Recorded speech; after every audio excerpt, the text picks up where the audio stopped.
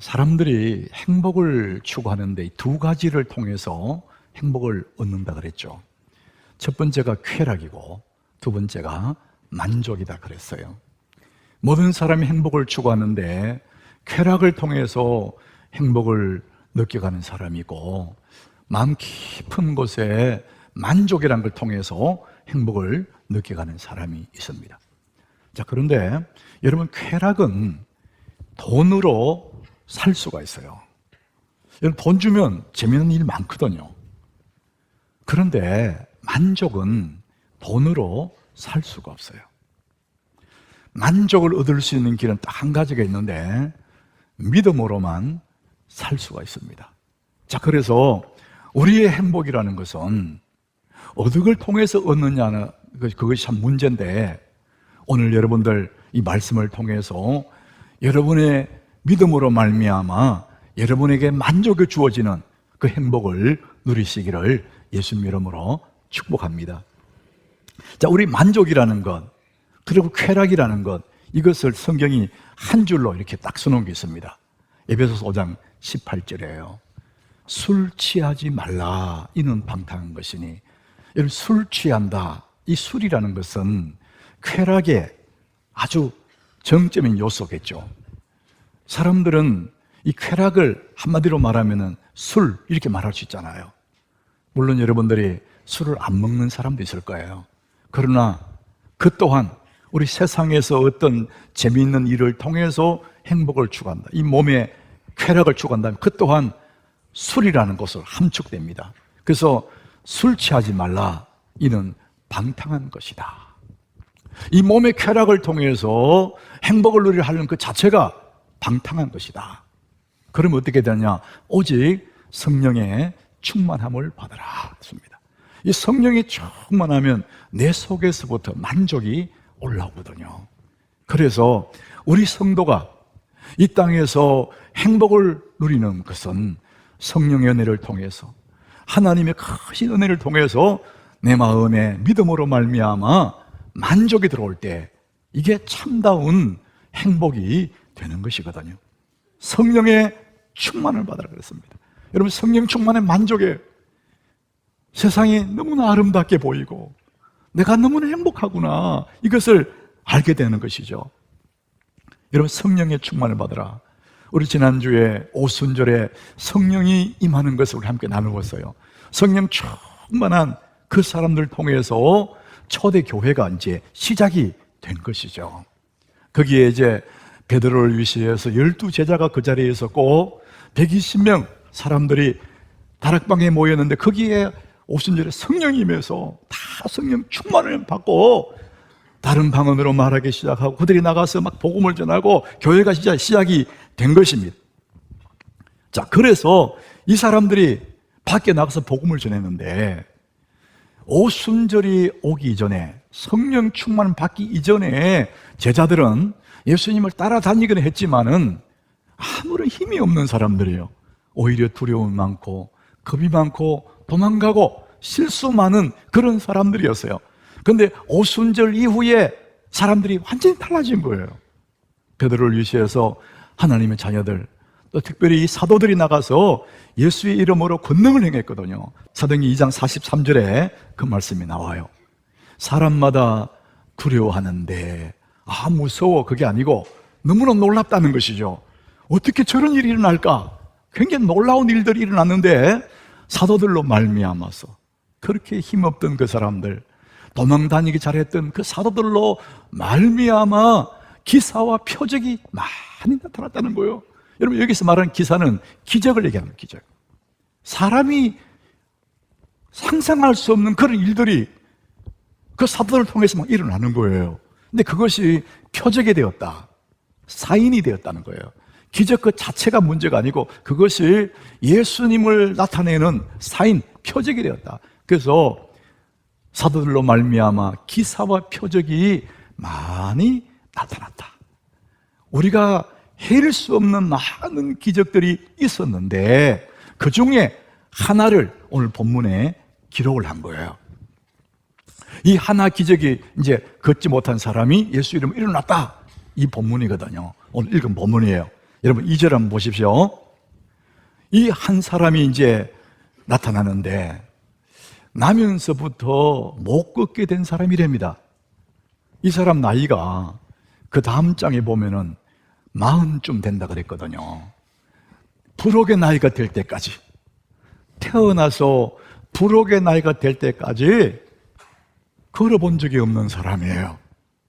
그리고 그렇지만 먹고 살아야 되니까 사람들이 많이 다니는 예루살렘 성전 문 앞에서 구걸하며 사는 거예요. 그래서 하루하루 자기의 처지를 비관하고, 그러면서도 먹고 살기 위해서 구걸하고 그렇게 희망도 없이 미래도 없이 하루하루 살아가는 모습을 여러분이 이제 본문에서 본 거예요. 이 사람만 그런 것이 아니라 이 시대에 사는 수많은 사람들이 이렇게 살아갑니다. 근근히 먹고 사는 문제에 골몰하면서 그걸 운명처럼 여기고 그렇게 살아가는 거예요. 대부분의 사람들이 그렇게 살아갑니다. 제가 오늘 이런 사람들 제3의 공간을 가졌는가, 오늘 이 본문 가지고 제가 이런 제목을 정해서요, 제3의 공간, 일터가 있죠. 그 집이 있겠죠.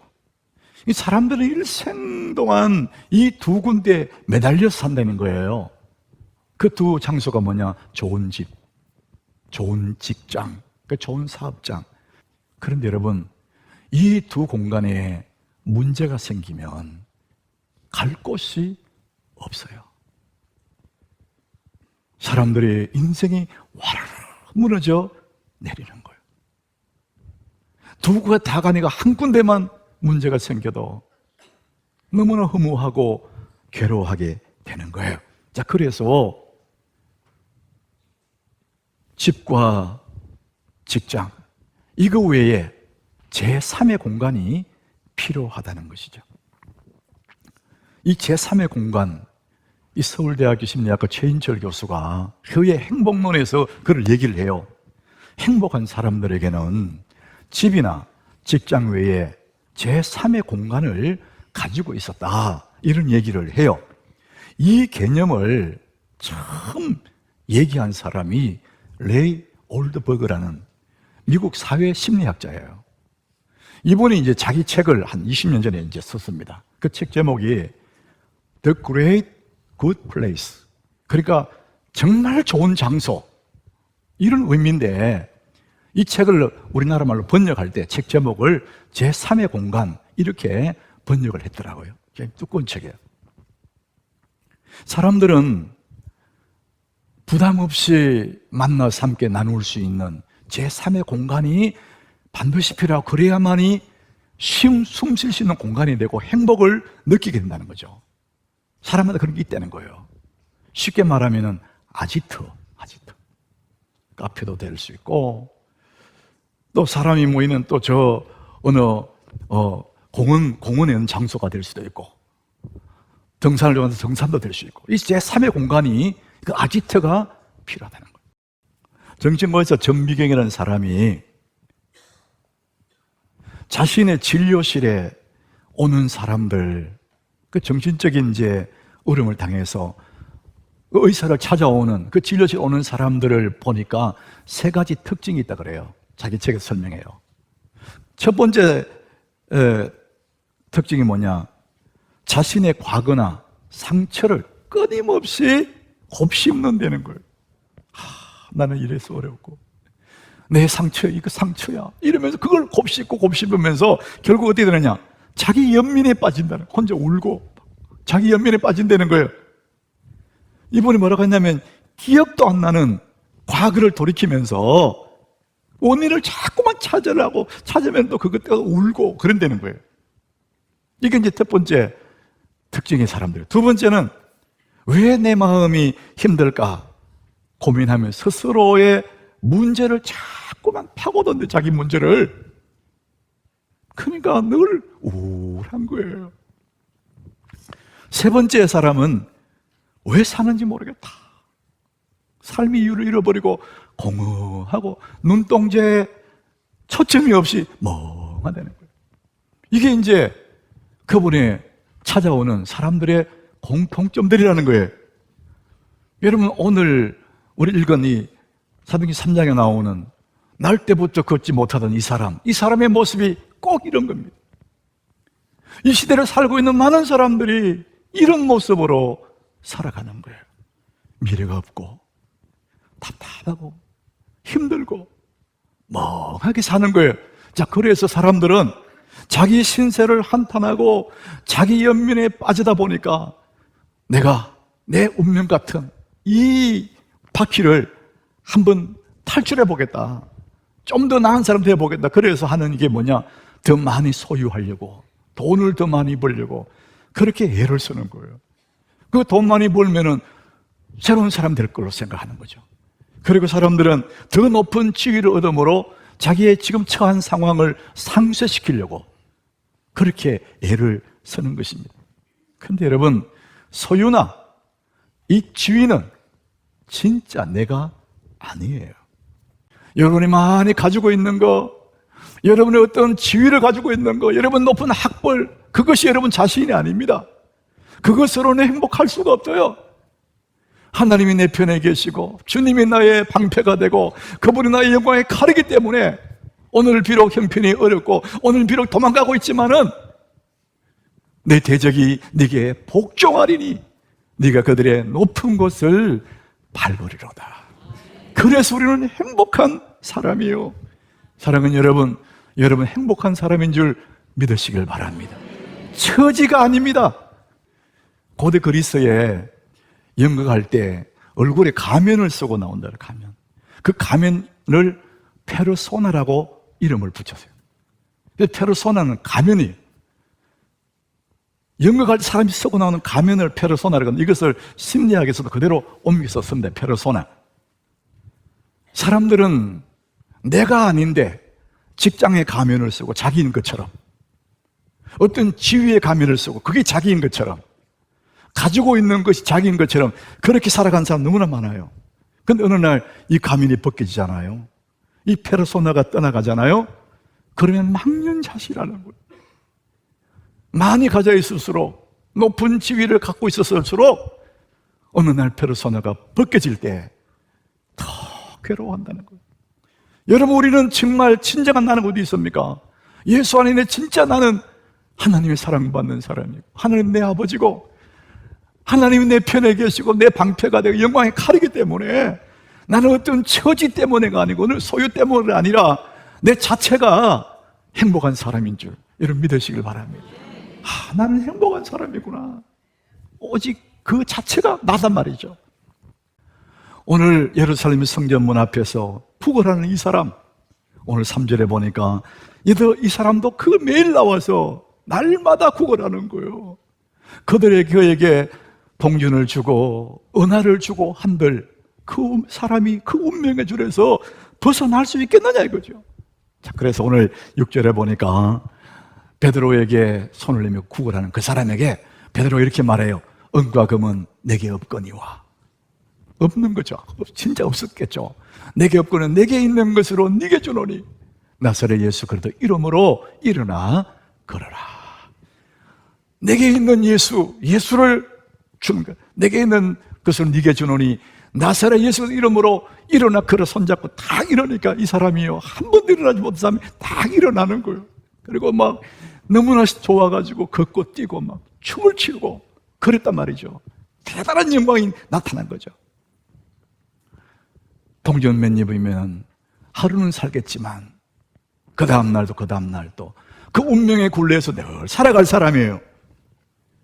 그러나 나사렛 예수 이름을 주니까 그럼 그 모든 운명에서 일어나지 않습니까? 여러분, 100가지 소원에 만족을 주는 것은 딱 하나입니다. 예수 그리스도의 이름입니다. 예수 이름이 우리에게 100가지 소원에 만족을 주는 이름인 것입니다. 사랑하는 여러분, 예수님은 우리 모든 문제의 영원한 답이고 모든 소원의 영원한 만족이 예수 그리스도입니다. 운명의 덫에 붙잡혀 있는 사람들, 얼마나 많은 사람들이 오늘도 먹고 사는 문제에 매여 살아가십니까? 우리 그들에게 예수 그리스도 이름을 준다면 그로 하여금 진정한 자유를 누리게 되고 진짜 자신의 모습으로 살아가게 될 것입니다. 사랑하는 여러분, 우리 영혼의 미소, 우리가 돈 많이 벌면 얼굴에 웃음이 있겠죠. 그런데 우리 영혼의 미소가 있습니다. 내 영혼이 미소 짓게 하라. 어떻게? 자, 오늘 8절을 다시 한번 보겠습니다. 같이 읽어봅니다. 그들과 함께 성전에 들어가며 걷기도 하고 뛰기도 하며 하나님을 찬송하는 이 사람이 얼마나 좋겠어요. 일어났지 않습니까? 걸을 수 없는 그 사람 40년을 못 걸었는데 오늘 예수 이름으로 일어나니까 너무 좋아서 걷기도 하고 뛰기도 하고 너무나 좋아했어요. 여러분, 그가 걷지 못해서 일어났다. 굉장한 기적이죠. 근데 여러분, 그보다 더 큰 기적이 뭐냐?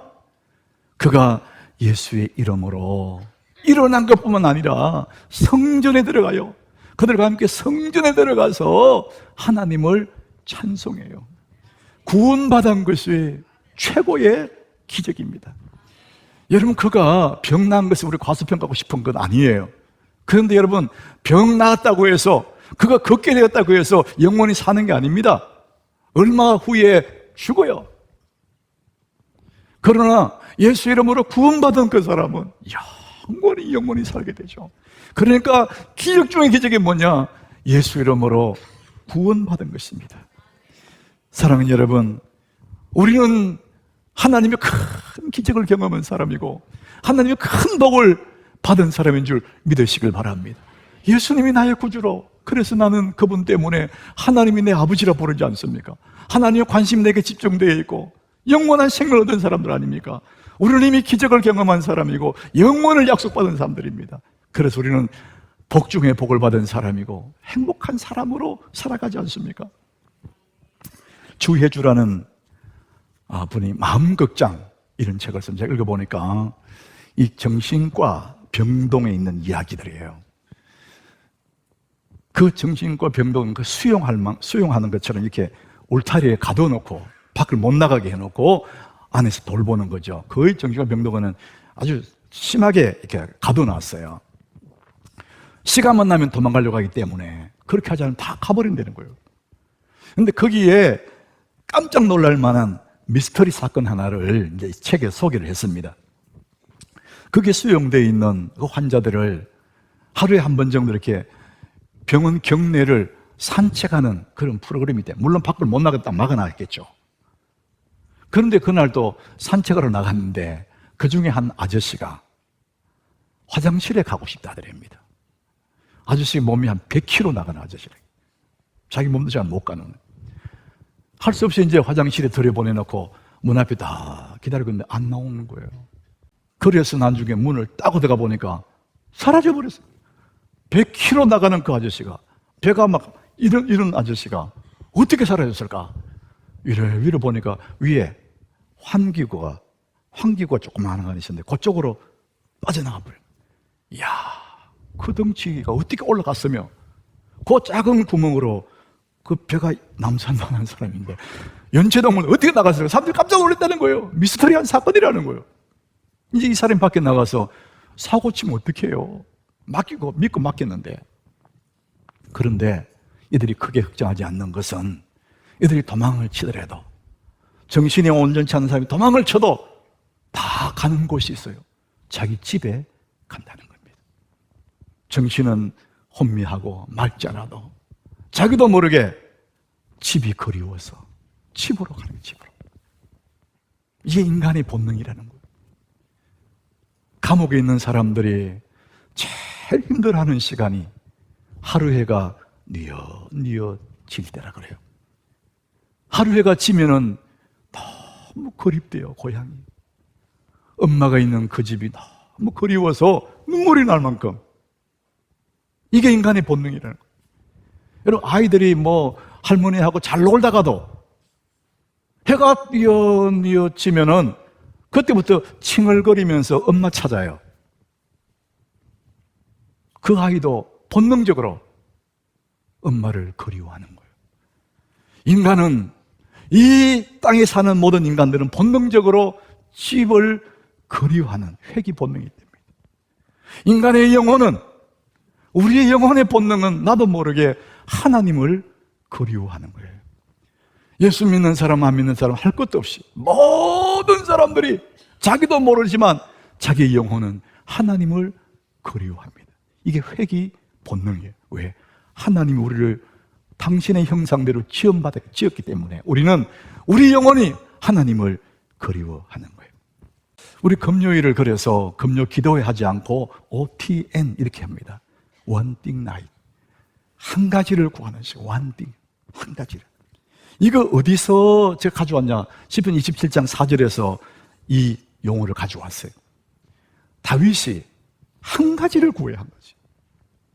내가 여호와께 바라는 한 가지 일, 내 평생의 한 가지 일, 그것을 사모하는데 그게 뭐냐? 여호와의 집에 살고 싶대요.